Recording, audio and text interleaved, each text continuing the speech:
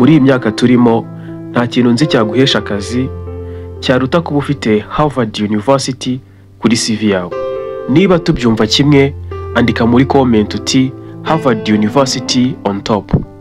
Ubu ntabwo bikiri ngombwa ko ukora movement uva ahantu hamwe ujya ahandi utakaza amafaranga ugamije kubona ubumenyi runaka. Uyu munsi ndakwereka uburyo bwo kwiga amasomo atangwa na Harvard University ku buntu. Aho waba uherereye hose ku isi wayakurikirana, ukagira ubumenyi bwagufasha gutangiza imishinga iciriritse y'igihe gitoya cyangwa se y'igihe kirambye. Courses ngiye kuguha hano zizagufasha kubona akazi mu buryo bwihuse bitewe n'ubumenyi uzaba warahakuye, cyangwa se nawe utangire business yawe ishobora kukwinjiriza arenga $6,000 by'amadolari ku kwezi. Welcome to Storyteller Rwanda, your channel, your destination. We are the Shinning Mountain. Together we can make it possible. Fly the dream of Africa and live the life you need. Niba uri mushyashya, kora kukazogera kugira ngo nawe wiyongere mu muryango w'aba big dreamers. Ntitwifuza ko hari amahirwe namwe yagucika. Abo turi kumwe, mureke twinjirane muri Harvard University. Harvard University ntabwo ari kaminuza gusa, ahubwo ni ikimenyetso mpuzamahanga, international icon. Impamvu nabyita gutyo nuko usanga abantu bagiye bakora ibintu bikomeye ku isi, abenshi bagiye banyura muri Harvard University.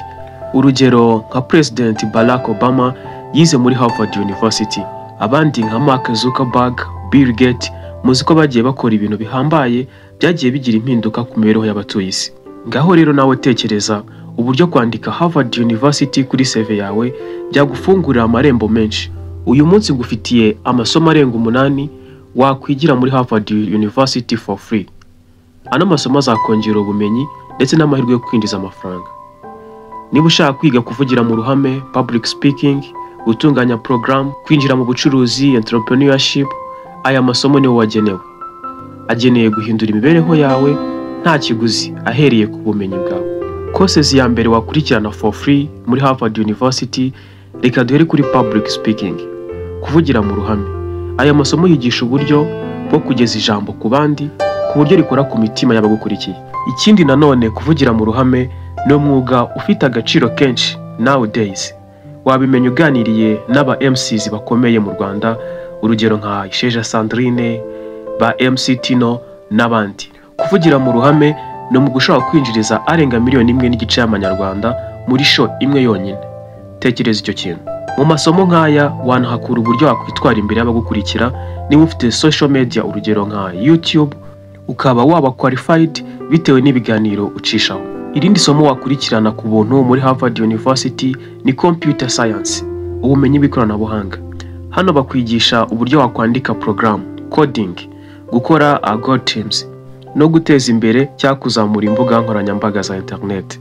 Kubazi ibijyanye na coding bazi ukuntu ari ibintu byinjiza cyane. Buri gikorwa ushobora kwinjiza $100 kugera ku $1,000.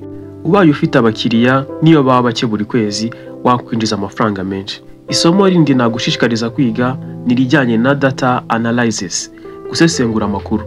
Nkuko mubizi, amakuru ni ikintu cy'ingenzi cyane muri iki gihe turimo. Muri aya masomo uzigamo uburyo bwo kuyatunganya, kuyasesengura no kuba wayageza ku bandi mu buryo bushishikaje. Abakora akazi nk'aka bashobora kwinjiza arenga $50,000 by'amanyarwanda kugeza ku $200,000. Aho ni ku isaha imwe. Birashoboka rero ko nawe waba umunyamwuga muri aka kazi. Ano masomo yibuke ko atangwa ku buntu.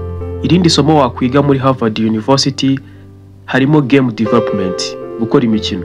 Niba ukunda imikino, iri somo rirakureba. Harvard University itanga amasomo yigisha uburyo watunganya imikino n'uburyo wayikora uhereye kuri zero. Abajene benshi bamaje kumenya inyungu iri muri game development, ku buryo ku isaha imwe ushobora kwinjiza arenga $50,000 ku isaha. Ku bashaka kwiga ibijyanye n'ubucuruzi, wahitamo entrepreneurship, ubumenyi ku bijyanye n'ubucuruzi. Niba warigeze kurota watangije ubucuruzi bwawe, hitamo entrepreneurship, kuko hano amasomo hatangirwa yagufasha kubaka company yawe uhereye ku bucuruzi buto. Ubumenyi hakuye bukagufasha kwagura company yawe ikaba nini. Irindi somo wakwiga ni contract law. Iyi ni isomo ryagufasha gusobanura cyangwa se gushyira mu bikorwa ibijyanye n'amasezerano. n'ubumenyi buri wese aba akeneye, ariko hano hanze ku isoko ry'umurimo usanga rikosha kugira ngo uryige. Niyo mpamvu uzasanga abafite ubwo bumenyi ari bake kandi ari serivisi ikenewe n'abantu benshi. Urangije ino courses ushobora gutangira ukora serivisi zo kwandika amasezerano cyangwa se kuyasuzumira abantu. Ihemba neza cyane. Indi course wakurikirana muri Harvard University ni Artificial Intelligence, AI, ubwenge bw'ubukorano. Muri ibi bihe turimo mubona ko Artificial Intelligence igenda ifata umwanya munini mu buzima bw'abantu. Hano rero amasomo ukurikirana muri Harvard University ya AI agufasha kumenya uko wakoresha ano mateknoloji agezweho mu gukemura ibibazo no kuzamura serivisi. Urugero nka za ChatGPT n'izindi zikora nkazo. Ku bantu bize nutrition harimo na course ya nutrition, ibiribwa n'imirire. Murabizi ko ubuzima ari bwo butunzi. Amasomo ajyanye na nutrition hano azagufasha gutegura neza ibijyanye n'imirire, kugufasha kumenya ibyo ukwiriye kurya cyangwa ukwiriye kugaburira abantu, ndetse no kubyaza umusaruro ubwo bumenyi. Courses nk'izi zirimo ku bwinshi. Urugero nka Science of Cooking, ubumenyi mu bijyanye no guteka. Wibuke ko amasomo nk'aya kuyakurikirana ntabwo bigusaba kwimuka ngo uve aho wari utuye usiga umuryango wawe cyangwa se ibindi bintu witagaho. Uzayigira aho uherereye online, kandi wibuke ko ano ma courses ni ubuntu. Muri video description ndagusigiramo link iri bukorohereze kugera kuri izi courses mu buryo bworoshye. Ubashe guhitamo iyo wiyumvamo yazaguteza imbere, yagufasha kuzabona akazi keza mu gihe kiri imbere, cyangwa nawe ubwawe ugatangira your own business ukikorera ku giti cyawe.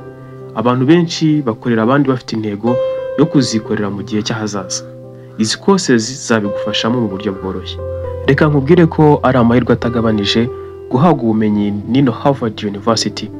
Bafite program ziri kuri standard, bafite abarimu bari qualified, bazi kwigisha, bazi icyo ukeneye haba nonaha ndetse n'ejo hazaza. Niyo mpamvu nifuza ko wowe nkurikiye wabyaza umusaruro zino courses. Ushobora no kuba uri umubyeyi ari wowe ukurikiye kino kiganiro, wafasha umwana wawe guhitamo courses ugendeye ku byo yize, ku byo ashoboye, ndetse n'uburyo ushaka kubaka hazaza he.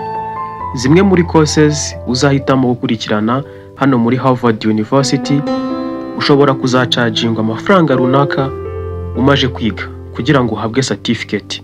Gusa icyo nakwizeza hano, trust me, ubumenyi uzahakura ni ntagereranywa. Nta giciro wabona wagereranya ubumenyi uzakura hano muri Harvard University. Munyemerere mbashimire mwe mwabanye natwe muri no video y'iminota mikeya. Niba ino video igufashije cyangwa se wayikunze, bitwereke ukanda kuri like. Niba hari uwo wumva yafasha, yimusharing. Thanks. See you next video. Ciao ciao.